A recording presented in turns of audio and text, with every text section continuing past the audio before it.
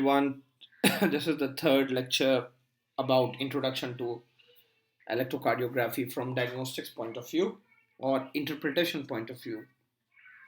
I'm not teaching you, remember, like what is the basis of electrocardiography and heart conduction system or all this stuff. Like I'm just talking about how we can interpret and just the basics, okay, which like you can get. So this is the third lecture, and in this one, like yesterday, where we stopped was about QRS complex, PR interval, and today we are going to talk about the QRS complex. So now QRS complex, you can see like it is, uh, you can say the Q wave, the R wave, and the S wave. So the Q wave, which is the downward deflection, you can see over here. Uh, we look at the location and the size of the Q wave. So you can see like when we see the Q waves on the graph paper, the maximum dimension of the Q waves should not exceed, um, you can say, more than one small square, and the intensity or the voltage should not, like, though it's a negative deflection, so it should not increase like more than two small squares. Okay. So now uh, I will show you again the normal ECG which I included yesterday. Okay, so you can see like here it is not visible at all, even here it is not visible at all. Um, in some of the leads you will see like there is a small Q wave, right? Here it is visible, right? So the Q wave is a small wave. So basically what is, from interpretation point of view, I would tell you rather one thing. uh, Q waves, okay, like I was telling you, we always have to see the size of the Q waves. Now, Q waves are normally seen in the leads looking at the lateral aspect of the heart, which means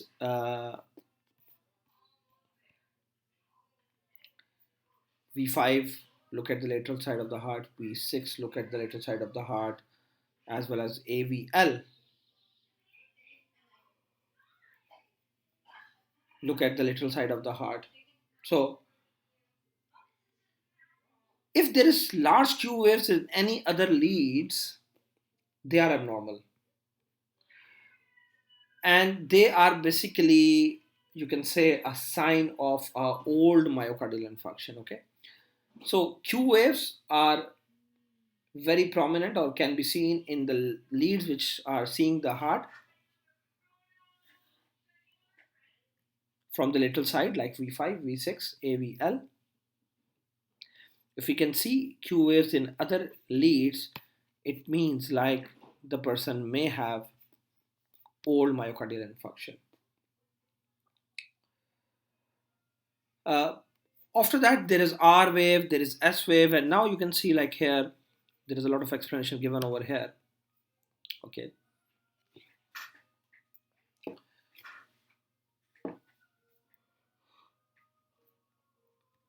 Okay, so the QRS complex or the Q wave, R wave, and S wave, especially the height of S wave and R wave, we can use these to, you can say, uh, see the hypertrophy of the heart, or you can see the size of the ventricular chambers. So if there is ventricular hypertrophy or simply the chamber is large, the voltage will be more. So larger the chamber, the larger the voltage. Okay.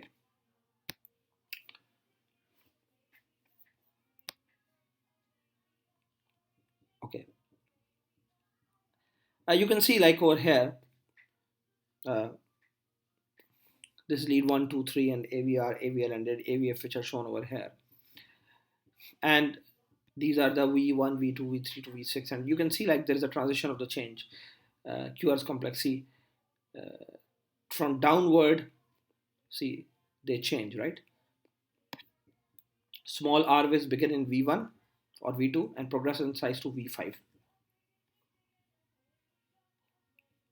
And in reverse, the S waves begin in V6 and V5 and progress in size as we go here, right? The usual transition from S is greater than R in the right precordial leads to R greater than S in the left precordial leads in V3 or V4, these two, right? Now, I would like to talk here about some other important thing, that is, like I told you yesterday, what is P mitral or P pulmonale. Okay, mitral M shape. You can see over here M shape. This is P mitral, and left ventricular hypertrophy. Now I will not go in too much detail of this thing. Simply, you can see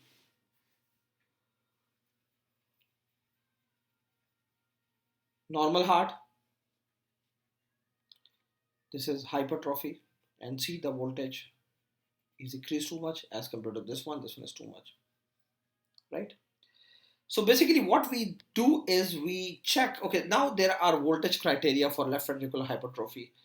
Like if RV, like R wave in V5 or V6 is greater than 2.5 millivolt, okay, or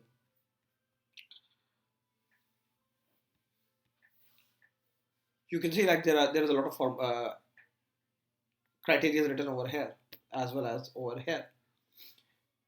But I think like at this level, because uh, instead of putting you in too much difficulty, uh, as I told you, there are many ECG criteria. This is a criteria, this is a criteria, this is a criteria, this is a criteria.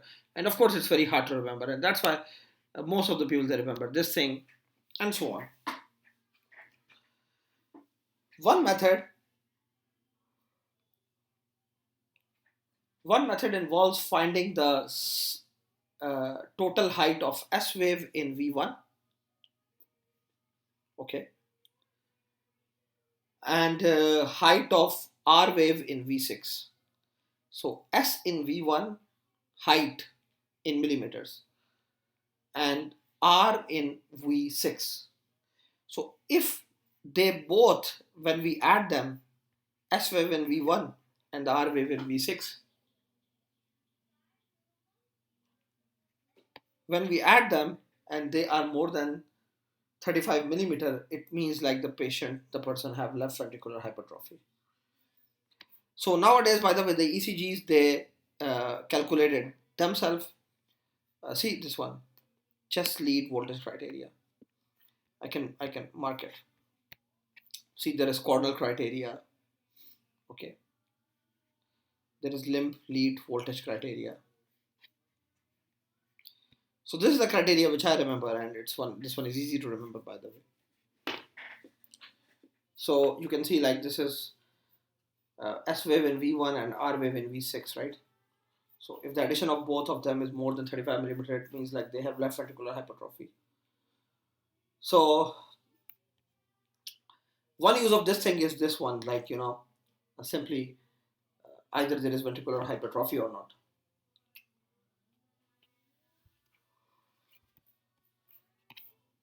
Okay, one of the thing which is, okay, now there is criteria for right ventricular hypertrophy as well. Of course, there will be right axis deviation, and there is a lot of criteria written over here, right? And same, you can say ECG criteria are also there, but I don't want you to remember them because it's hard to remember, and not like you cannot remember so much numbers. So now, one of the things which I wanted to talk about is about the QRS complexes, QRS duration. How long is this one? So normally, the QRS complex should be less than 3 small squares. Now, when I say 3 small squares, so I mean to say less than 120 milliseconds. So you can say like here they have written normal duration is 8 to 12 milliseconds, right? So this one should be 80 to 120. See, like, people make mistakes when they make slides. So you can say 3 small squares is 120 milliseconds, or you can say 0.12 second, okay? 0.12 seconds simply. Because if you remember yesterday, I was telling you in the first lecture how much is a small square. It is 40 millisecond on 0.04 second. Okay, now whenever the QRS complex is more than this or more than 120 milliseconds or more than 3 small squares, or what we am saying is more than 0.12 seconds, it indicates normal conduction through the ventricles. Normally, electrical signals which are carried through the ventricle muscles, they are traveling in the conduction system. They pass through the bundle of the His, and then its left and right branches, right? So whenever there is problem in this conducting system, the electrical impulses, they will be carried slow. Okay, why they are carried slow? Because maybe they are using the heart muscle but not the normal conduction pathway. So see, now when the electrical conduction will be slow, the contraction will be slow, the electrical activity will be slow. So what will happen? The ventricular depolarization will be low, and simply the QRS complex will be prolonged, or what we can say as there will be wide QRS complex. Okay. So again, one more thing. Now, if you will see over here that there is a right bundle and there is a left bundle. So we call something called as right bundle branch block, RBBB, or left bundle branch block, or LBBB, right? So there could be any block like right bundle branch block or left bundle branch block. So now in the right bundle branch, what happens is uh, there are two upward deflections, that is two R waves seen in QRS complex in V1. I will show you now in some other slide. Uh, I will show you, this is biventricular hypertrophy and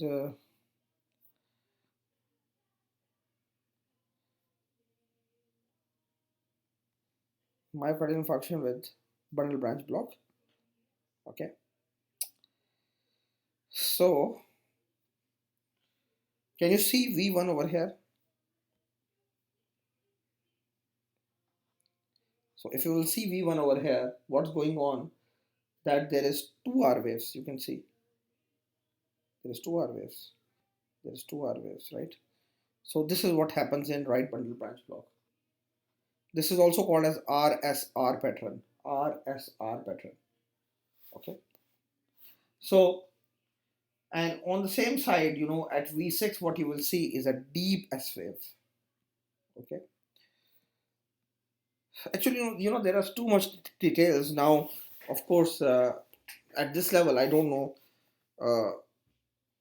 to what to talk about and what not to talk about. But you can see like this one is right bundle branch block.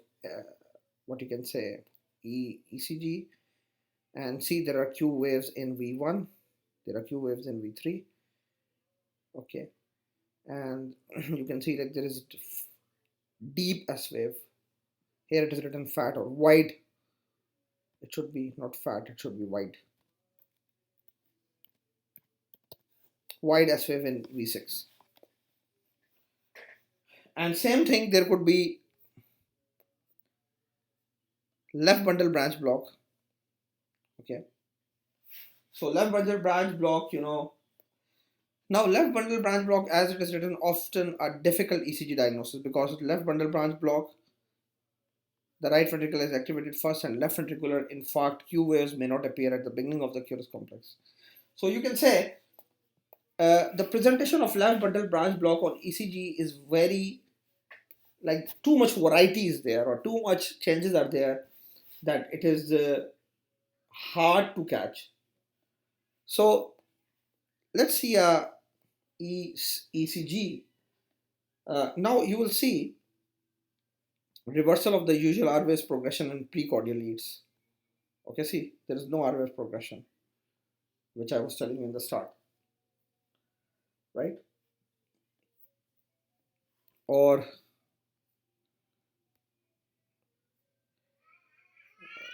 maybe we can open more right left bundle branch block ECGs, and we can see other changes as well. So now, guys, see how we started. Whenever we see a ECG, we check the heart rate. So you can check the heart rate even in this one, by counting the big blocks. 300 divided by that will give you roughly the heart rate. And then we assess what? We assess the rhythm. Looks fine. They are at regular interval. Then we check the axis. Now C axis is not normal in this one. I told you 1 and 2 we lead you can see and you can tell the axis, right? And then we check for the other changes. We see the P wave, we see the QRS complex, we see the T wave, right? And then we can go on further things like either there is any right bundle branch block, either there is any left bundle branch block, either there is any elevation, either there is any depression. And always, ECGs are seen according to the clinical context. Okay. So simply, you can say like one of the thing is W shape waves in V1. Okay, not too much, like not shown very good in this ECG. Okay, and RSR pattern in V6. One of the way to remember these things is what, like, they like many books, they talk about like a common mnemonic, by the way. They say like remember Marrow and William. So what they say is they write it like this,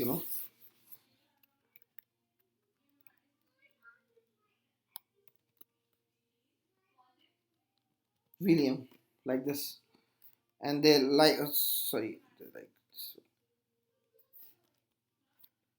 William, and they write Marrow. Okay, so they say like remember the William Marrow, that in left bundle branch block there is W shape in the V1 and M shape in the V6. So left LL is left. Okay, I should fix it. So in left bundle branch block there is W shape wave in V1 and M shape wave in V6, and in right bundle branch block there is M shape in V1 and W shape in V6. Okay, like this is one of the mnemonic they use, and most of the books they write the same mnemonic. Okay, so after QRS complex, guys, what comes is uh, ST segment, right? And ST segment is a very, very important segment, from ECG point of view. Why? Because uh, like this is where you can catch either the person have any you can say depression or elevation, because when you will study myocardial infarction you would know there is uh, ST segment elevation myocardial infarction, or STEMI, or non-ST segment elevation myocardial infarction, which is called as NSTEMI. So you can say like, okay, I can show you some of the infarcts uh, in this case. So normally the ST segment should be horizontal. Okay, normally the ST segment should be horizontal and isoelectric. You can say neutral, lying on the baseline. So whenever it is elevated or whenever it is depressed, we see this thing, right? So the most common cause of elevation of ST segment, see this one, it's elevated, or this one is elevated. It is myocardial infarction. The most common cause of this is myocardial infarction. So now depending on which lead is showing ST segment elevation, it means like the person have the myocardial infarction of that side. Okay, so and this elevation could be of any type, like it could be a convex elevation like this or concave elevation like this, right? So now you can see over here. Okay, what happens in this one, like you can see, like there is, okay, this one is not so visible, rather, okay, this is old one, and you can see like the in this one there's depression. Wait, old one, old.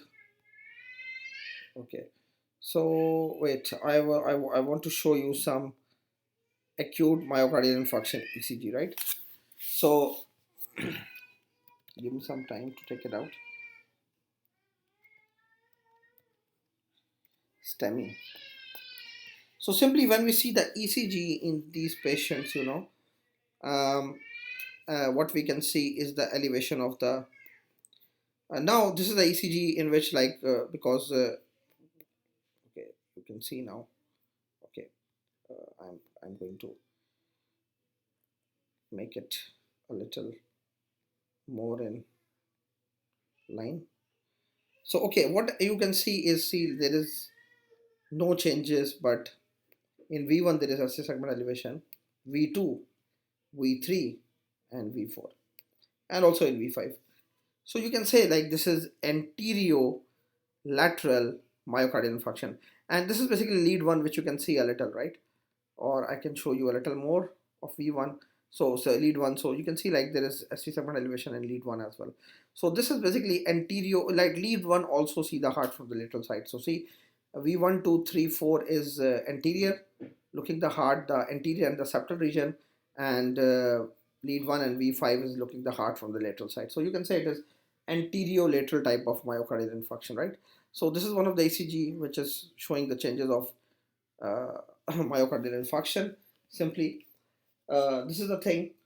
So acute myocardial infarction, of course, if it is ST segment elevation, we quickly send them to the cath lab to do percutaneous angiography or angioplasty or thrombolytic therapy, something like this.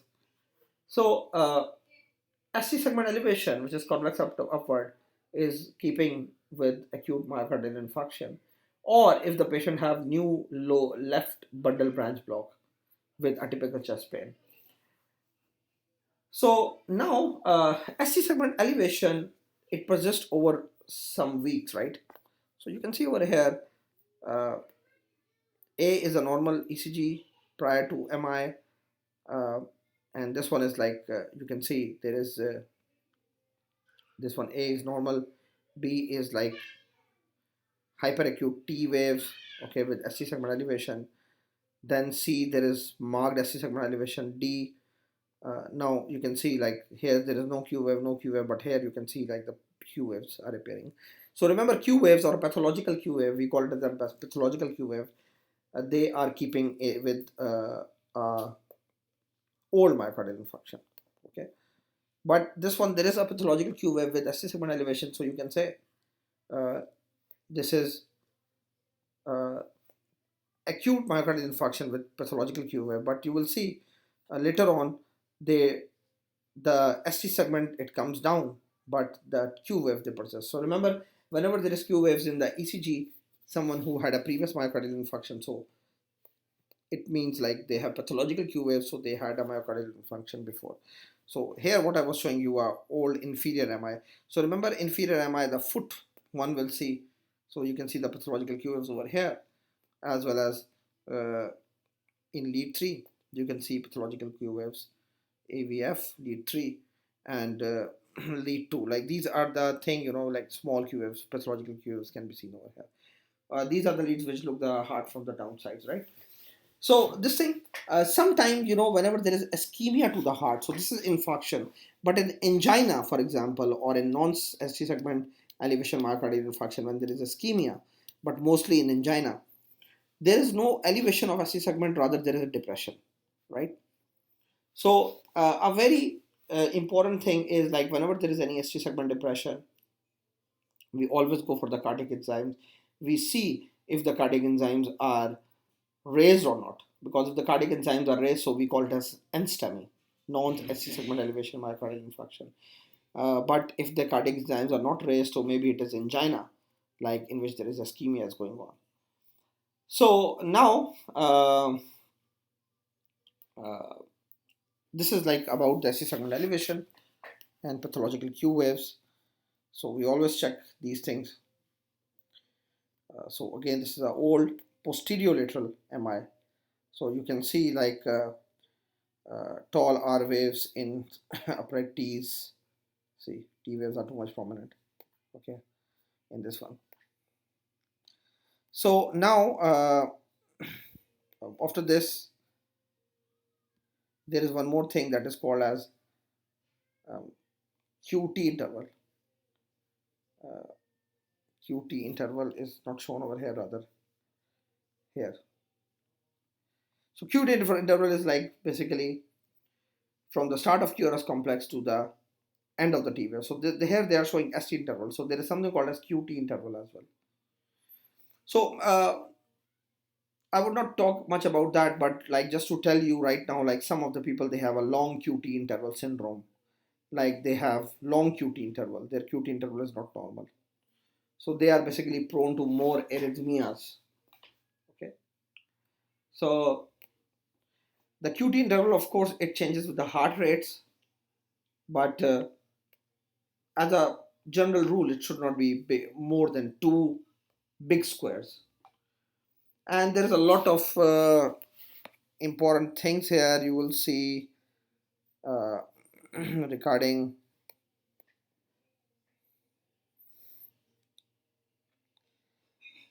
okay, see, this one is like downsloping SC segment, this is upsloping SC segment, this is horizontal SC segment. By the way, by looking at this one, I can tell you one thing. This downsloping SC segment is also called as reverse tick sign. You know, we always put a tick mark like this. So this is a reverse tick mark, tick sign. So this occur in digoxin toxicity. Digoxin toxicity. So I have to talk about um, this one. Let me check like if there is any QT interval calculation given in this slide or not. So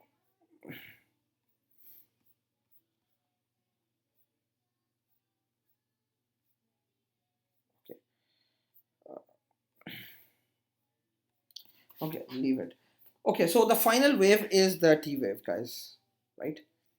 The final wave is the T wave. Now, why there is T wave? T wave is normally the final stage or the final wave in the ECG, and T wave is produced due to ventricular repolarization. Okay, so T waves